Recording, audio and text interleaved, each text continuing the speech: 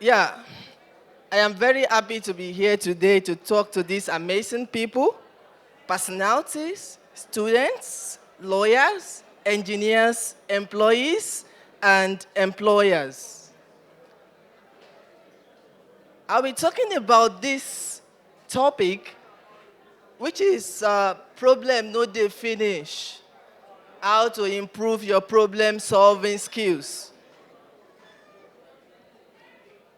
But before I continue talking about that, I would like to introduce myself a bit. This thing is not working. Okay, I am a software developer. I am ex-dev at Patricia. Sometimes in the past, I contributed to Mozilla Firefox Dev 2.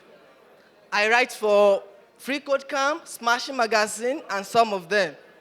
But I don't like to talk much about those things. I like to talk about the future. So I like to focus on problem solving.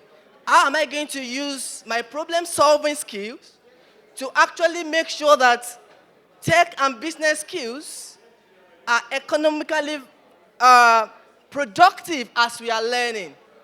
So that is that. You can check me out on Twitter. My handle is Coding Ninja, the Ninja has double N. And I also teach people how to code the front end through You Too Can Code. You can find me on Twitter. So, today I just want to tell you stories. Nothing more. Some years ago, I was working for a company, and every time, my boss would just come to us, hey guys, I want you to fix this thing. I want you to build this feature. Now. Get it done. Then I have to do that. I have to build the features because my salary depended on it. But in the process of building the features, I'll feel like, oh, this thing is horrible. You know, a lot of things we have to face, right? And there was a day I decided to actually fix some of the bugs in the code base that stressed me out, and I reached out to my boss. Boss, can you allow me fix this problem? But he told me, I don't care about your bugs. I don't care about other things. I only care about my users and profit. But the boss was doing the right thing. And I was also doing the right thing. But we had a problem, and that is called conflict of desires. As a person that wants to fix a bug, I felt like if I solve this thing, I'll be more productive, and I'll be able to ship a lot of things that will be useful so that users can have good experience, and we can ship more features. But the boss felt like, oh, you were hired to actually do this job. Why are you now running away from your job? And that is just like that. Because a challenge is anything that puts your skills, your passion, your determination to test, right? And the bug is actually putting all of those things to test.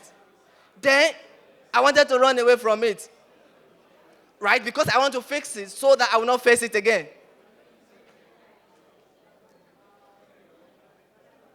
To me, it was a problem, but to my boss, it was a challenge. Then that takes me to the next slide. There is no problem. Everything is all about our desires. Think about it. Do you really care about a lot of problems happening around the world? But you really care about those ones you have interest in. So, there is no problem. It's all our desire. So when you want to solve a problem, you have to put in mind the interest of the other people that are involved. Because if you don't do that, there is no way you can do that. So, how do you solve such kind of problem?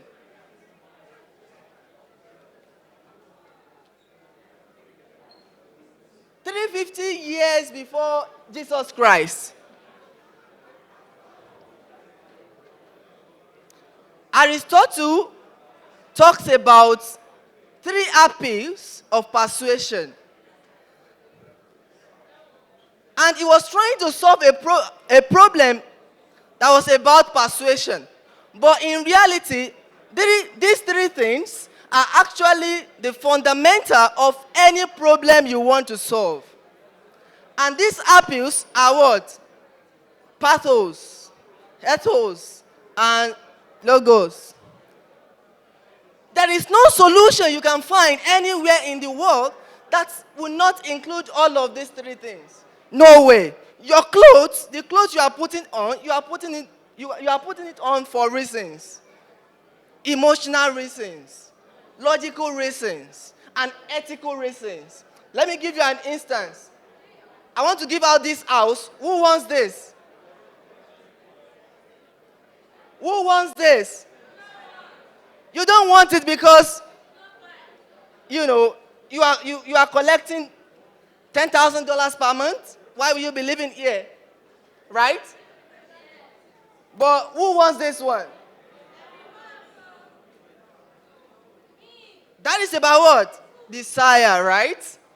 Emotional, right? It feels good to be living here and to be telling your people that, wow, I own this house. But this one, nah, right? Okay. So, let's start with pathos. Pathos is the quality of a situation that makes you feel emotional about a situation or a person. Right now, I can make you feel somehow about anything I want to do. If I want you to laugh, I can make you laugh. If I want you to cry, I can make you cry. But I will not do that.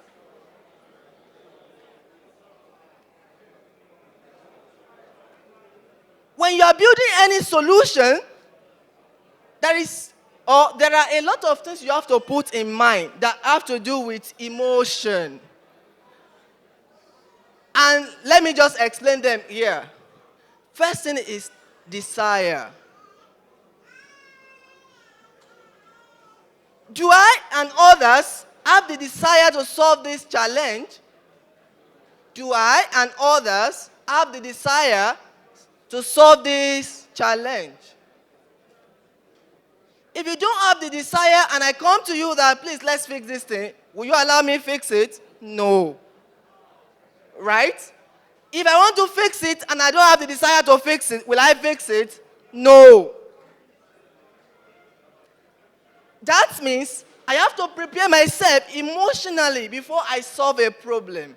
Because as I am solving it, there will be a lot of challenges ahead. If I am not properly prepared emotionally, then it will be hard to actually go forward. So the next thing you have to think about is, what is in there for me? Why do you have to ask that question? It is because when you are solving a problem, some people you are solving the problem for will actually tell you, you are stupid for solving this problem. I don't care about the problem you are solving, right? And they will tell you, you are a fool, you are wasting your life for solving the problem. But if there is something in there for you, you will still have a reason to keep moving on. Because there is something in there for you. That is very, very important. Then the next thing is terms of execution. Are you in there for the short term or are you in there for the long term? Because if you are in there for the short term, it means that your strategies have to be based on short-time basis. And if your strategies are based on short-time basis, then they might affect your long-time activities. So if your plan is for the short term, your strategies have to be short term. How you go about it has to be short term. But if it is for the long term, then you have to plan based on the long term. you have to be very careful, because if you are not, then some things you do might affect your future implementations. So you have to think about that. Then, complexity of the problem. You have to think about the complexity of the problem, because there are problems that your ability may not solve currently, or maybe you don't have technologies to actually solve those problems. If you don't consider those things, you will just venture into things that you may not finish for a long period of time. But it's still a good thing if you calculate that in the future it's going to be very, very useful. So that is also a good thing. Then, now, let's move on to ethos. In 2019, I left my job thinking I wanted to change the world. So, because I saw that employers are complaining about shortage of talent, and I also realized that talent are also complaining about shortage of opportunities and chance to prove themselves and show results. Then I decided to use myself as an experiment, left my job, tried to come back from the ghetto, backed up. So that by the time I come back up, I can actually tell you what is happening and fix it eventually. Then I am still on the journey. But what I have realized is that by the time I left my company, sometimes maybe I hated my boss one way or the other, then I had to build the character that my boss had then that I didn't have. And ethos is about your character. And different problem demands different character from you. Different problem demand different level of passion, different level of determination, different level of ruggedity and everything. So you have to think about it. There are some problems you cannot just venture into without having this determination to actually get to the end of it. So, how do you go about preparing yourself when it comes to ethos? You first have to think about what worldview do I need to cope with the challenge and the people involved, right? You must understand the people you want to solve the problem for and think about what are their, how do they behave?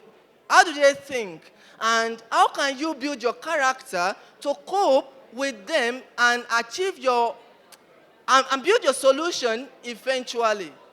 Because if you cannot be in alignment with them, then it will be hard to actually solve your problem. So you have to do that. And you must also think about what character do I need to cope with the action and reaction of the people involved. There are some people that when you talk to them too much, they slap you. There are some people when you touch them anyhow, you go to jail. If you are dealing with those kind of people, you have to think and develop a kind of character that prepares you ahead for those kind of people. It's very, very important. So you prepare yourself ahead of the problems or the challenge you want to solve, and that will actually help you on the journey. Then, you have to prepare for the unknown. You have to prepare for the unknown.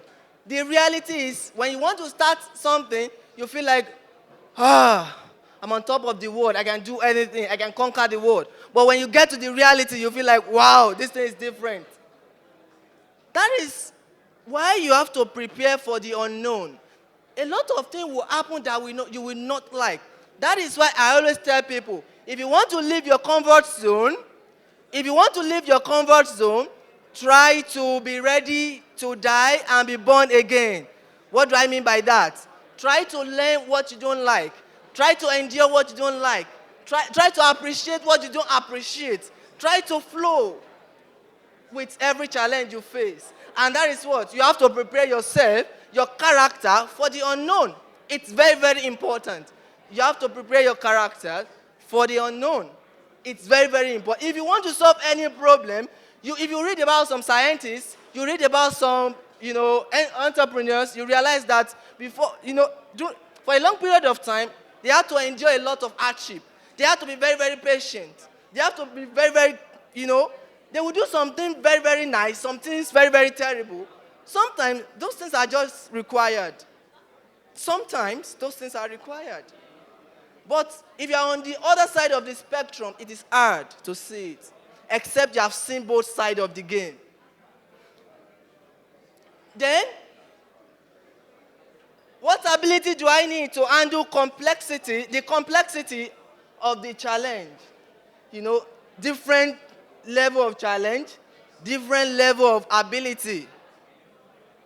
There was a time I was thinking about, you know, solving a problem. I realized that I didn't have the ability to solve it yet. I have to learn further. It's very, very important. I can learn on by doing it, but I have to plan it ahead that I am learning as I am doing this. I don't care what you think. I am learning as I am doing it. That is how you have to prepare for what?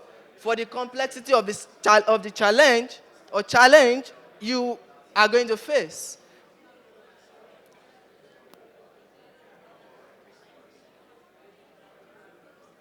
Oh, sorry. Then let's talk about logos. When I was very much younger, I was learning touch typing. I was learning to type with my 10 fingers. And every time I used Marvis Bacon, I was like, I cannot learn with this. Because I had to practice consistently for more than a month. And I was still struggling to actually type with my 10 fingers. Then I thought of a way to actually make it easier. So I decided to build something. I started studying people because at the time I was teaching people how to do something related. So I was studying people, how they deal with things, how they react, how they think, why they are doing the thing.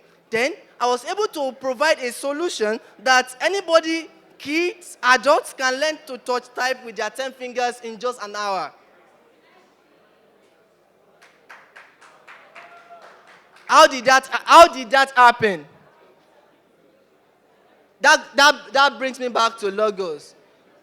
You know, this one is about reasons. I've talked about emotions. I have talked about your experience and your characters. Now, it's about reasons. You must be able to think properly, scientifically, even religiously, right? To solve some problem. I'm getting there. There is something I call paradox of attachment. We are all attached to something. I am attached to something. You are attached to something. If you are a Christian, you are attached to your belief. If you are a Muslim, you are attached to your belief. If you have used a strategy before and it is working, you are probably attached to that. Then that will make it very difficult for you to solve some problems, because anytime you want to solve the problem, you use your experience. You use the strategy that is working for you. Then it will be very, very hard for you to think outside of the box because you are attached to that thing. Now, we are all attached to things. For instance, if I ask you, how can I use this mic? Can I use this mic in another way?